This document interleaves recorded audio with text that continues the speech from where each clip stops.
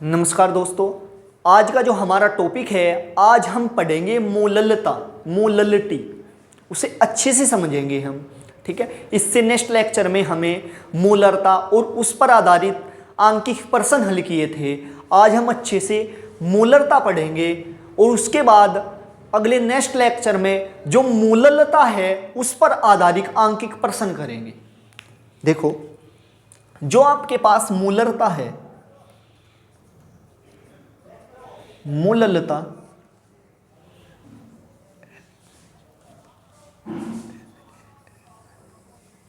Molality, ठीक है। इसे भी आप ऐसे ही अच्छे से पढ़ोगे जैसे मैंने पिछले लेक्चरों में मोलरता को बताया था। ऐसे ही फॉर्मूले से इसे भी याद रखेंगे हम। जो आपके पास मोलरता है, मोललता, वो होता है विलय के मोल अपॉन विलायक की मात्रा, किसमें? किलोग्राम में, ठीक है। वहां तो विलियन का आयतन लीटर में था, बस यहां चेंज विलय के मूल उसमें भी थे और विलय के मूल इसमें भी है। यहां पर बस चेंज किसमें है? विलायक की मात्रा है। और वहां पर जब हम मोलरता पढ़ रहे थे वहां पर विलियन का आयतन था, बस इतना चेंज आया है इसमें, ठीक है। सबसे पहले तो आपने यही पता होना चाहिए कि विलय क्या होता है और विलायक क्या होता है। थोड़ा सा मैं डिस्कस करता हूं उससे पहले, ठीक है। देखो, एक चीज है आपके पास विलय और एक चीज है आपके पास विलायक, ठीक है। यदि मेरे पास एक बीकर है इस प्रकार का, मेरे पास है इसमें 10 ग्राम, ठीक है। मेरे पास 10 ग्राम मात्रा किसकी है? विलय की है। और इसमें 100 ग्राम मात्रा किसकी है? विलायक की है, ठीक है। तो विलय और विलायक मिलकर ये क्या बनाते हैं? विलियन। यदि मैं कहूं विलय क्या होता है? विलय वो होता है जिसकी मात्रा कम होती है उसे विलय कहते हैं, और जिसकी मात्रा अधिक होती है उसे विलायक कहते हैं। तो डेफिनेशन के तौर पर आप ऐसे भी कह सकते हो कि जो विलियन में कम मात्रा में उपस्थित होता है विलय कहलाता है, और जो विलियन में अधिक मात्रा में उपस्थित होता है विलायक कहलाता है। इस प्रकार भी आप डिफाइन कर सकते हो विलय और विलायक को। विलय प्लस विलायक मिलकर ही विलियन का निर्माण करते हैं। तो विलायक का क्या मतलब है यहाँ पर? कि जिसकी मात्रा अधिक होती है वो विलायक होता है। बस मैंने इतनी सी बात समझानी थी आपसे। अब आप अपने टॉपिक पर चलते हैं, ठीक है। तो देखो, हम इस फॉर्मूले से मोललता की, मोललिटी की डेफिनेशन किस प्रकार से देंगे। किसी विलियन की, जैसे उसकी डेफिनेशन दी थी इसी प्रकार इसकी देंगे। किसी विलियन की मोललता उस विलियन के 1 किलो विलायक में उपस्थित विलय के मोलों की संख्या होती है। दोबारा फिर सुनो, किसी विलियन की मोललता उस विलियन के 1 किलो विलायक में उपस्थित विलय के मोलों की संख्या होती है। मैं लिख भी देता हूं यहां पर इसकी डेफिनेशन, जो मैंने बोली है अभी वही लिख देता हूं। किसी विलियन की मोललता उस विलियन के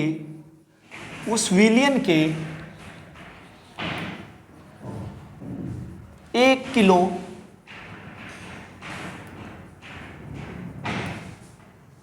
विलायक में उपस्थित 1 किलो विलायक में उपस्थित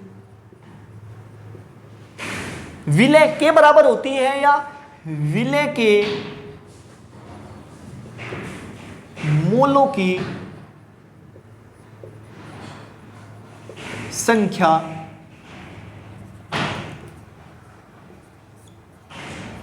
होती है। उसके बाद आप इसे लिख दोगे, इसका फॉर्मूला, ठीक है। तो आप जब भी एग्जाम में लिखो ऐसे लिखो, इससे ही इसकी डेफिनेशन बताओ। कैसे? किसी विलयन की मोललता उस विलयन के 1 किलो विलायक में उपस्थित विलय के मोलों की संख्या होती है। मैं अनुमान लगा सकता हूं कि आपकी डेफिनेशन यहीं पर याद हो गई है। ठीक है, अब हम फॉर्मूला निकालेंगे, जैसे विलय के मोल, विलय के मोल कैसे निकालते थे हम? विलय के mole small w upon small m, small w upon small m। Small w क्या है यहाँ पर? स्मॉल w है मात्रा किसकी? विलय की। और स्मॉल m क्या है? अनुभार किसका? विलय का ही।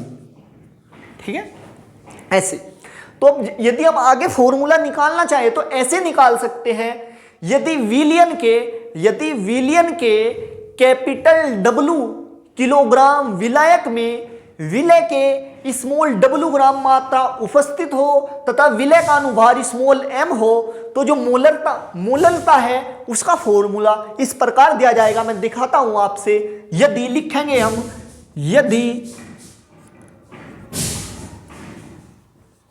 विलयन के कैपिटल W किलोग्राम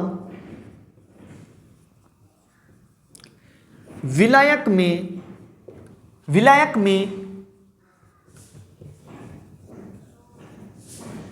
विलय की मात्रा स्मॉल w हो तथा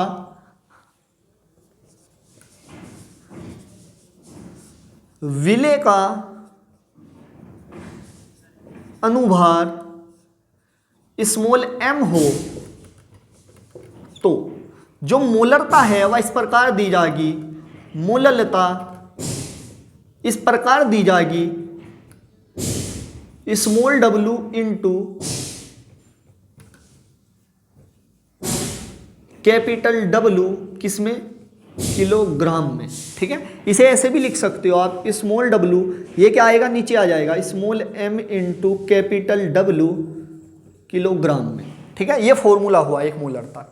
अब वही बात जब जो हमें उसमें यूज की थी, हम जानते हैं जो हमारे पास 1 किलो है उसमें 1000 कितने होते हैं? ग्राम होते हैं। ये चीज का पता है आपने पहले से ही। ठीक है, कि 1 किलो में 1000 ग्राम होते हैं। और मैंने एक और बात बताई थी आपसे, यदि आपने बड़ी राशि से छोटी राशि की ओर जाते हैं तो हम हमेशा भाग करते हैं, और यदि हम छोटी राशि से बड़ी राशि की ओर आते हैं तो हम हमेशा गुना करते हैं। तो 1 किलोग्राम से हम 1000 ग्राम में जा रहे हैं, छोटी राशि की ओर जा रहे हैं, ग्राम में जा रहे हैं, तो हम भाग करेंगे। यदि लिखेंगे, यदि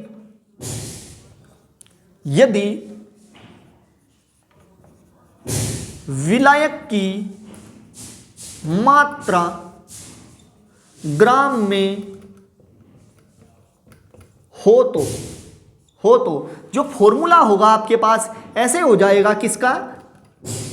मोललता का। वो होगा आपके पास स्मॉल w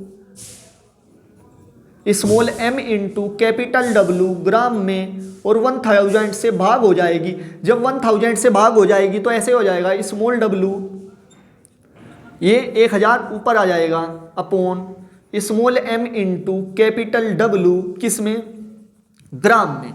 ओवरऑल फॉर्मूला ये आ जाएगा आपके पास ये। ठीक है, ये किसके बराबर हो जाएगा आपके पास? मोललता के। ठीक है, ये फॉर्मूला हो जाएगा। इन फॉर्मूलों पर बेस ही हम आगे आंकिक प्रश्न करेंगे। तो आपके पास फॉर्मूला एक तो ये हुआ, एक आपके पास फॉर्मूला ये हुआ यदि आपके पास किलोग्राम में हो। ठीक है, या ये, और एक आपके पास ये हुआ। तो आपसे इसमें मैंने 3 फॉर्मूले बताए हैं। आप इन 3 फॉर्मूलों को याद रखें, क्योंकि इन पर बेस हम आगे अगले लेक्चर में आंकिक प्रश्न हल करेंगे। यदि आपको वीडियो अच्छी लगी है तो वीडियो को लाइक करें और चैनल को सब्सक्राइब करें और वीडियो को ज़्यादा से ज़्यादा शेयर करें। Thank you.